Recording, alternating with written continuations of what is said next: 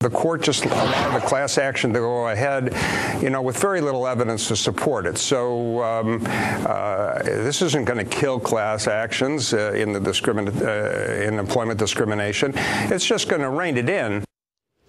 6 women filed a gender discrimination lawsuit against Walmart a decade ago, and now the Supreme Court will decide whether a small group like that can represent millions in court, and in doing so, take on one of the biggest players in business, Walmart. Yes, it's a landmark case for class action law. Our next guest served as lead lawyer in 2 of the largest civil cases ever to go to trial. Sean Coffey is a former partner at Bernstein Litowitz, specializing in class action. And while at Bernstein, Sean led teams that recovered more than $10 billion for investors. Sean, you just heard David Ross of Seyfarth Shaw effectively making the case for the employers. He represents Costco, which filed an amicus brief, very much on side with what Walmart wants to say and wants to persuade the Supreme Court today. Take the other side. What's at stake here for the plaintiffs? And go a little bigger if you can. Well, this is a very significant case, not just for Walmart and for the women in the class, but for the class action device generally in employment discrimination cases.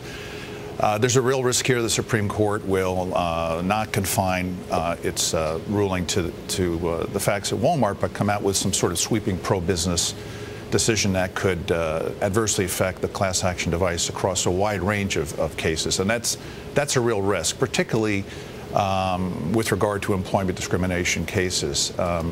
So basically, Sean, I don't want to cut you off, but you're saying it's a pro-business court, and more than likely we could see changes that eventually hurt employees or just make it harder for them to get, I don't know, compensation. Well, that's true. I mean, in recent years, the Roberts Court, Chief Justice Roberts, it's been generally pro-business. And one of the trends we've seen is that the court doesn't simply limit itself to the question presented by the adversaries, but will throw into the opinions some sweeping language that then very clever defense lawyers will use throughout the lower courts to chip away at the class action device. We've seen that over the recent years, that the availability of the class action device as a means for vindicating rights that for each worker may be small and therefore not efficient to bring in an individual case. You use a class action to bring broad-based claims to try and right wrongs on a bigger scale. Bringing it back to Walmart, it sounds like Walmart then would have every reason in the world to feel confident, and as long as its lawyers don't mess up, it should be in better stead.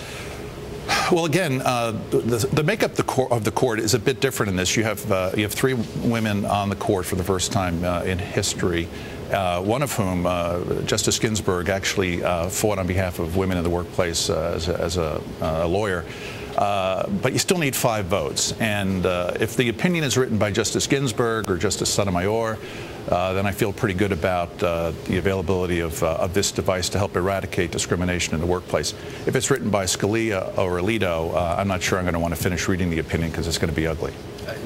Sean, what about the argument that Walmart and David Ross would make, which is that these were decisions made on a local managerial level? It wasn't commanded on high from senior management at Walmart. In some respects, it reminds me of the business judgment rule that you see in Delaware Chancery Court. But people do have to have some freedom to make decisions, to call it as they see it on the ground. Yeah, but it requires that you ignore reality and blink at the statistical evidence. I mean, the statistics are what they are. Walmart's own data shows that women are, on average, better qualified, better performers, and typically have more seniority, yet they're paid substantially less than men and have a promotion rate that's abysmal. 80%, your folks who are watching have seen the statistics that your reporters have already put out there. And the question presented now is not, to be clear, it's not did Walmart discriminate. It's a threshold issue. Is there a common question? Can we go further and investigate whether these policies did result in discrimination? Is there a nexus between subjective decision-making that Walmart encourages at the local level and the output? And the output is statistically significant disparities in pay and promotions for women.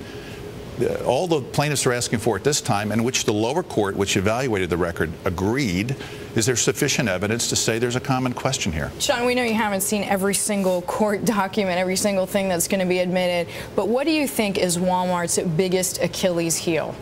The statistics. I mean, their essential argument, you know, we've been talking for the last 2 or 3 years about banks that are too big to fail. Their essential argument is we're too big to be held accountable through the class action sort of what device. Erik said, we don't know what a manager is doing in another state. We can't be everywhere. So it's not a corporate responsibility. All right, so what they're saying is there's a black box and we really don't know what goes in there, but we know what comes out of the black box. What comes out of the black box is a statistically significant difference between how women are paid as opposed to men and how they're promoted. So something, the plaintiffs are saying something's wrong with what goes on in the box, and their policy of allowing local subjective decision-making is linked to that output. And that, in my view, is a perfectly adequate question to go forward. Sean, before we go, very quickly, what in your mind is Walmart's biggest advantage?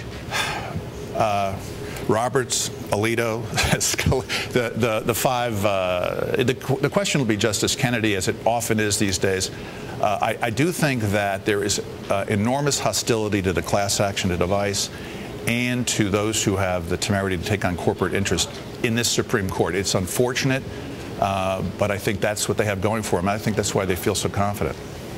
All right, Sean, we thank you as always for coming in. Thanks for having me. Sean Coffey joining us there, a former class action lawyer, joining Erik and myself right here on the Inside Track, talking about what is likely to be this landmark case involving Walmart.